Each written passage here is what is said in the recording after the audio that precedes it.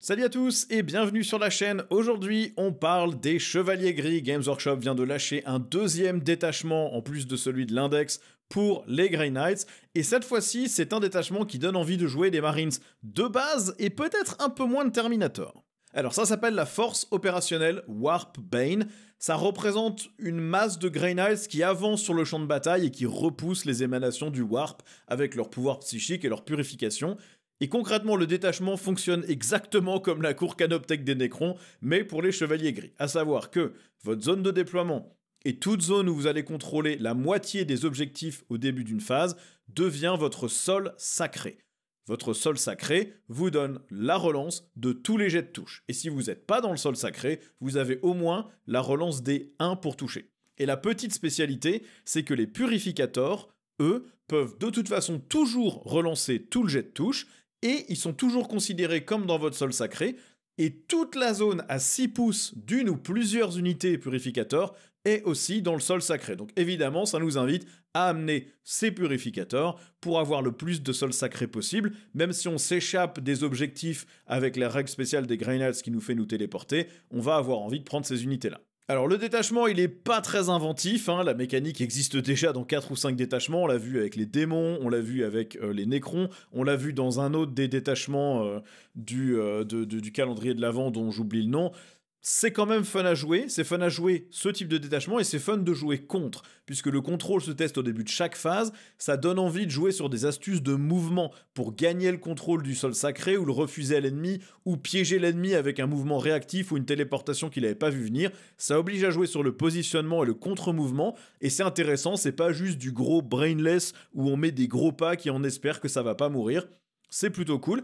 Ça favorise les purificateurs. Alors, je connais pas spécialement bien les Grey Knights, mais j'ai pas l'impression que c'est une unité qui était beaucoup jouée en début d'édition. J'ai l'impression qu'on voyait beaucoup de paladins, de terminators, d'archivistes, et on téléportait 3 ou 4 gros packs avec quelques Dread Knights pour l'anti-tank.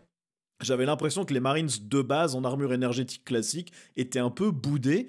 Les purificateurs, je pense qu'on aura envie d'en emmener une ou deux parce qu'ils donnent le bonus autour d'eux, donc ça permet d'avoir des unités plus indépendantes et d'être moins dépendant du contrôle d'objectifs. Ça veut dire qu'on peut jouer potentiellement en MSU, en plein de petites unités qui sont pas à leur force maximale, donc des petits packs de 5, de petits 5 purificateurs.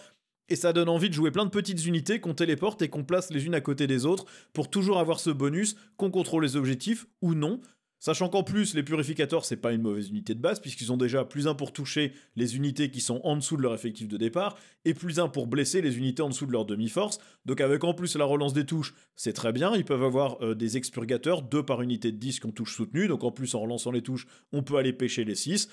Et puis la règle d'armée, de toute façon, la règle de détachement qui permet la relance des jets de touche ou des 1 pour toucher, elle booste toute l'armée Chevalier Gris, toutes les unités, donc c'est très bon à prendre comme deuxième manière de jouer l'armée, cette fois-ci pour jouer vraiment sur de l'attrition, sur du dégât, et pas jouer seulement sur, je sais pas, être une espèce de savonnette glissante qui disparaît dès que l'ennemi s'approche, comme c'était le cas avec le détachement de l'index. Alors rappel de la règle d'armée des Chevaliers Gris, justement, c'est l'assaut téléporté. On choisit un certain nombre d'unités à la fin du tour adverse, donc en général quand on joue à 2000 points, c'est 3 unités.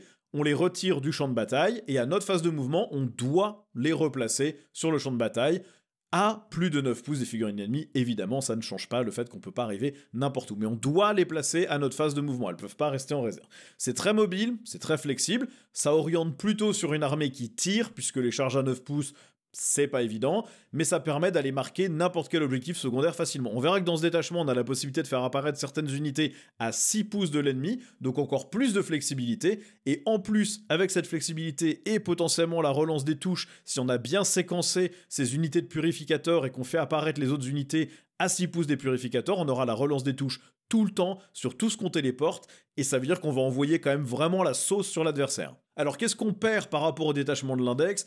On perd une règle qui donnait des avances automatiques à 6. Ça, c'était la règle de détachement. Dès qu'une unité qui a l'aptitude frappe en profondeur faisait une avance, c'était automatiquement 6, et elle avait le mot-clé vol, qui, bon, n'est pas forcément si utile que ça. Donc ça touchait toute l'armée, sauf les Dreadnoughts, les véhicules hors le Dread Knight, qui lui a frappe en profondeur, et les serviteurs.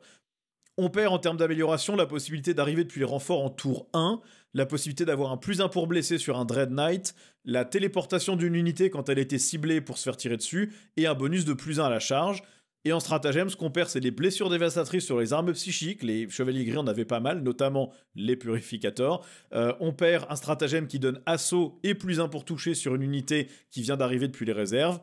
On perd la frappe en profondeur à 3 pouces, mais on aura à la place la frappe en profondeur à 6 pouces, et qui laisse le droit de charger, ce qui n'était pas le cas de la frappe en profondeur à 3. On perd aussi la capacité de transformer une unité en agent solitaire si elle vient d'arriver de frappe en profondeur, donc évidemment agent solitaire à 18 pouces, donc incapable d'être ciblé pour le tir. Et on perd un mouvement réactif de 6 pouces. Donc on perd quand même une série d'outils qui sont intéressants, mais on va voir que dans ce détachement, il y a quand même quelques trucs qui sont assez bien aussi. Donc le premier stratagème, c'est la zone de mort sanctifiée. Ça se joue à la phase de tir Grey Knights ou à la phase de combat. On cible une unité qui n'a pas encore tapé et qui est entièrement dans le sol sacré. Donc il ne faut pas que ça dépasse des objectifs. Ou alors il faut que ça soit des purificateurs parce qu'ils sont toujours dans le sol sacré. Et ça donne la relance des blessures de 1 ou la relance de toutes les blessures si on cible une escouade purificateur.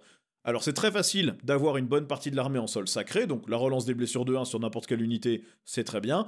Et si vous ciblez des purificateurs, ils ont déjà toujours la relance des touches. Donc là, vous leur donnez en plus la relance des blessures, qui est quand même très utile. D'autant plus que les escouades purificateurs, chaque figurine est équipée de la flamme purificatrice, c'est qu'un seul tir, mais il est anti-infanterie 2+, donc avec la relance des blessures, vous êtes globalement en blessure automatique. Vous pouvez aussi l'utiliser sur certaines unités qui ont blessure dévastatrice, n'importe quoi qui a un canon d'assaut, bah la relance des 1, ça vous donne une chance de plus d'atteindre le 6 pour faire une BM, donc c'est toujours bon à prendre. Après, je pense qu'on ciblera plutôt des escouades purificateurs pour leur donner la possibilité de relancer toutes les blessures, combinées avec la relance de toutes les touches. On a déjà vu ça sur d'autres armées, même sur des profils d'attaque qui sont pas forcément beaucoup d'attaques, beaucoup de dégâts, beaucoup de PA, ça rend quand même une unité très létale et ça va permettre de laver n'importe quelle petite unité qui a pas une grosse sauvegarde. Second stratagème, les feux de l'Alliance. C'est au début de la phase de mouvement adverse. Vous ciblez une unité d'infanterie chevalier gris. Et si l'adversaire finit un mouvement à 6 pouces de votre unité, que ça soit un mouvement normal, d'avance ou de retraite, ou si une unité ennemie apparaît à 6 pouces de vous, vous jetez un D6. Sur 4+, l'unité ennemie prend un des 3 blessures mortelles. Et si vous êtes sur votre sol sacré, c'est sur 2+. Alors, ça peut être utile si vous jouez un peu en mode move block, si vous essayez de bloquer les mouvements de l'adversaire avec vos téléportations. On va voir qu'il y a un stratagème qui permet d'arriver à 6 pouces, donc vous pouvez potentiellement aller bloquer des passages avec votre armée, vu que vous pouvez de toute façon amener 3 unités depuis la frappe en profondeur par tour, vous allez pouvoir bloquer l'adversaire. S'il s'approche de vos unités, il va peut-être être obligé de passer à côté de vous pour faire des secondaires ou pour marquer des points, et bah vous lui infligez des blessures mortelles. Attention, c'est sur toutes les unités ennemies à 6 pouces de votre unité ciblée. Donc il y a moyen de faire des petits trucs assez sympas. Si vous prenez un grand pack de 10 et que vous voulez tirer un peu, ça va être compliqué pour l'adversaire de pas finir à 6 pouces. Ça peut aussi potentiellement faire un peu de refus d'objectif primaire. Si l'adversaire s'approche de votre objectif, bah, il prend un des 3 blessures mortelles. C'est toujours intéressant, ça peut lui permettre de perdre suffisamment de contrôle d'objectif pour qu'il ne le reprenne pas. Ou avant de vous faire charger, si l'adversaire s'approche le plus possible pour réussir sa charge auto, et bah, il prend un des 3 blessures mortelles sur 2+ globalement si vous êtes dans votre sol sacré, ce qui va pas être trop compliqué. Donc un bon stratagème à prendre. C'est dommage que ça soit sur un jet de dés, on aurait aimé que ça soit juste un des 3 blessures mortelles, peut-être sur une seule unité, et sur d'autres unités sur le jet de dés. C'est toujours un peu frustrant quand vous cramez un CP et que vous faites un 1 sur votre dé, mais globalement, ça va être utile pour essayer de faire peur à l'adversaire pour qu'il ait moins envie de s'approcher. Stratagème suivant, flamme de sainteté, ça se joue à la fin de la phase de combat, n'importe quelle phase de combat. Vous prenez une unité purificateur qui était éligible pour combattre, donc bon, qui était au corps à corps au début de la phase de combat, et vous jetez un dé pour chaque unité ennemie à 6 pouces.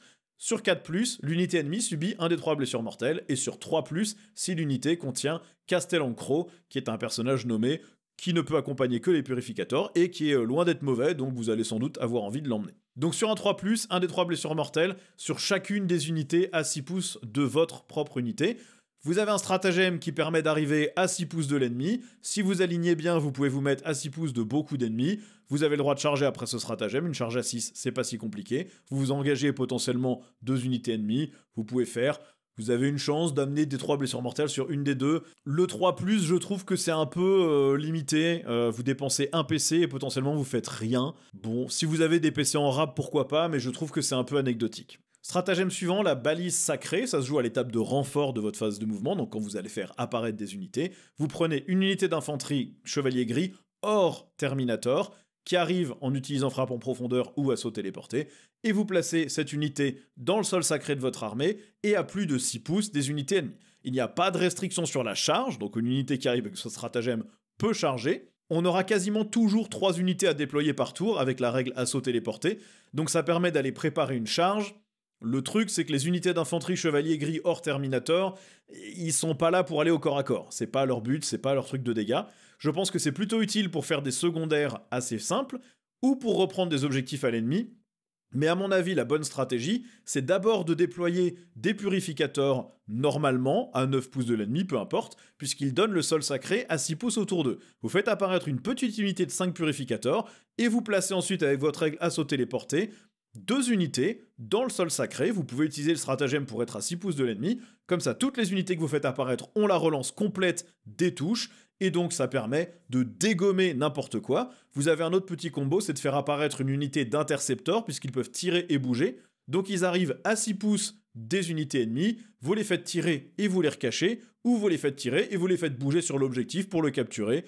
Ou vous les mettez en position de faire un secondaire, c'est toujours très bon à prendre, donc excellent stratagème. Le fait qu'on puisse charger, c'est bien si on veut aller engluer une petite unité ennemie, on est quand même des Space Marines, ça tape pas incroyablement, mais ça tape quand même, donc il y a plein d'utilisations possibles.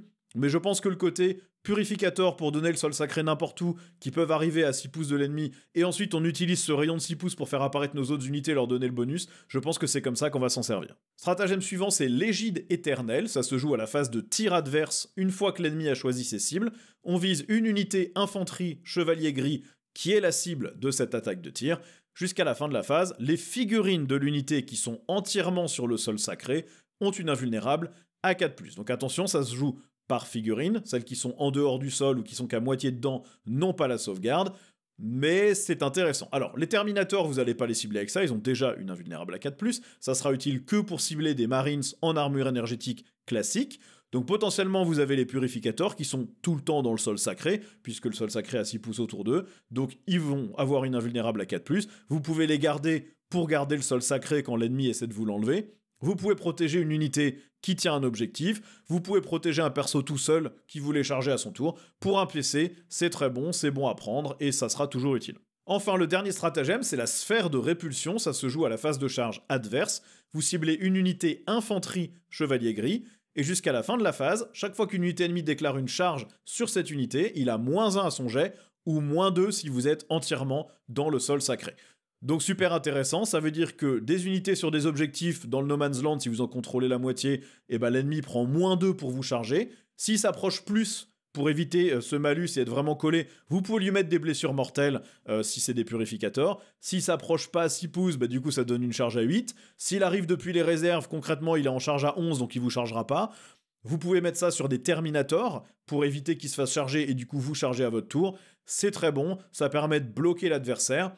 Et là encore, c'est un bon combo, vous faites apparaître vos purificateurs à 6 pouces, vous faites apparaître toutes vos autres unités pour qu'elles aient des bonnes lignes de vue dans les 6 pouces des purificateurs pour qu'ils aient le sol sacré, vous tirez, et quand l'ennemi veut vous charger, vous lui mettez -2, donc vous vous garantissez que potentiellement il a toujours une charge au moins à 4, bon bah ça se rate, hein, ça peut se rater, ou n'importe quelle unité ennemie qui arrive des réserves dans votre zone de déploiement, et ben elle vous charge à 11 au lieu de 9, donc vraiment voilà, c'est un stratagème, on va l'utiliser, je pense, à chaque fois que l'ennemi essaie de nous charger de toute façon, si on a le PC. Alors maintenant les améliorations, la première c'est le reliquaire de Mandulis. Pour 20 points, ça donne +3 en contrôle d'objectif au porteur s'il n'est pas ébranlé.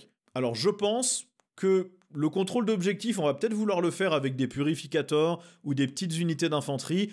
Ils n'auront pas besoin d'avoir +3 en OC. Je pense que ce qu'on va faire, c'est le mettre sur un grand maître dans un chevalier Dread Knight. Comme ça, il passe à OC 7. Ce qui veut dire que jusqu'à la fin de la partie, c'est une menace pour n'importe quel objectif. Il reprend l'objectif à n'importe quel autre véhicule, n'importe quelle petite unité OC 1 qui a que 5 figurines. Ça devient une vraie menace, il est dangereux, ça bouge vite, ça se téléporte, donc clairement je pense que c'est là-dessus qu'on le met. Si vraiment on veut faire jouer en MSU avec des petits packs de 5, on peut le mettre sur n'importe quel autre perso qui accompagne une de vos unités de ligne pour donner +3 en OC, mais je pense que c'est plus utile sur le grand maître Dread Knight. Amélioration suivante, le champion rayonnant, ça coûte 15 points, c'est sur une figurine d'infanterie seulement, et ça donne précision sur les armes de mêlée, et en plus, tant que le porteur est entièrement sur le sol sacré de l'armée, chaque fois qu'une attaque de mêlée du porteur cause une blessure, la cible de l'attaque subit une blessure mortelle en plus des dégâts normaux. Alors, tel que je le lis, ça veut dire que à chaque fois qu'il y a une blessure qui est non sauvegardée, vous faites une blessure mortelle en plus des dégâts de l'arme. Donc si vous êtes dégâts 2, concrètement, vous devenez dégâts 3, dont un point qui est fait sur une blessure mortelle.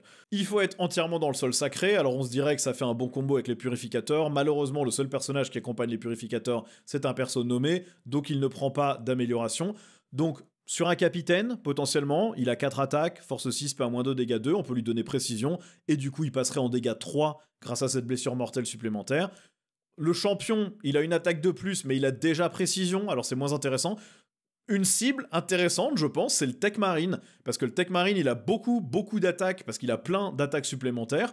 Là, on dit à chaque fois qu'une attaque de mêlée cause une blessure, donc les attaques supplémentaires comptent, donc il a beaucoup de chances d'aller causer plusieurs blessures mortelles, donc pourquoi pas. Amélioration suivante, la fiole des abysses, c'est sur une figurine infanterie seulement, et ça donne discrétion à l'unité du porteur.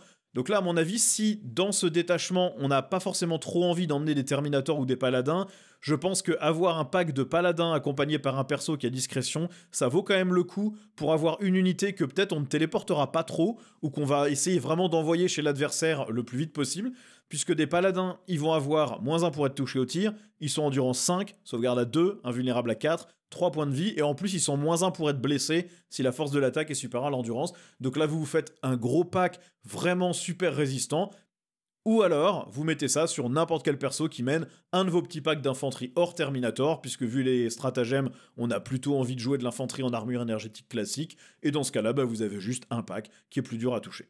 Et la dernière, c'est le Parangon de Sainteté, ça coûte 10 points. Une fois par bataille, vous désignez une unité qui est visible du porteur, qui est à 18 pouces de lui, et cette unité sera sur le sol sacré de l'armée jusqu'à la fin de la phase. Peut-être utile en fin de partie, mais d'abord c'est une fois par bataille.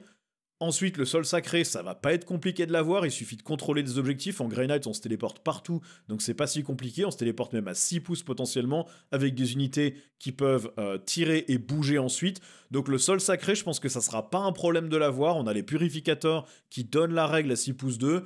Peut-être en toute fin de partie pour donner ça à une unité qui serait en dehors de chez nous, ou quand on s'est fait voler un objectif, mais honnêtement, je suis pas sûr que ça soit la plus intéressante par rapport aux 3 autres. Donc en conclusion, ce détachement, clairement, il est là pour favoriser beaucoup d'infanterie, pas forcément des Terminators vu les stratagèmes, il a envie qu'on emmène des purificateurs. Je pense qu'il y a 2 manières vraiment de le jouer. Soit on le prend en plein de petites unités de 5 figurines de purificateurs et on rajoute des packs de 10 strike, des packs de 10 interceptors qui vont ensuite aller se téléporter dans le rayon de 6 pouces des purificateurs et qui vont pouvoir aller bénéficier du bonus de la relance des touches. Soit on va jouer des gros packs de purificateurs qu'on laisse sur la table et qui avancent, et on les rend plus tanky peut-être avec certaines améliorations ou avec certains stratagèmes, notamment l'invulnérable à 4+, et on utilise la téléportation pour faire apparaître des plus grosses unités type Dread Knight ou Terminator qui bénéficient du bonus, et tous les stratagèmes dans ce cas-là on va les mettre sur les purificateurs pour les rendre plus résistants ou faire plus de dégâts. Ce qui est sûr, c'est que ça apporte un gameplay complètement différent au Chevalier Gris, puisque là on a vraiment envie de jouer les Marines en armure énergétique. Il y a des stratagèmes qui ne ciblent pas les Terminators ou qui donnent des bonus que les Terminators ont déjà. Donc on a envie de jouer de l'armure énergétique, ça donne un potentiel de dégâts énorme avec la relance des touches qui va pas être très compliqué à avoir.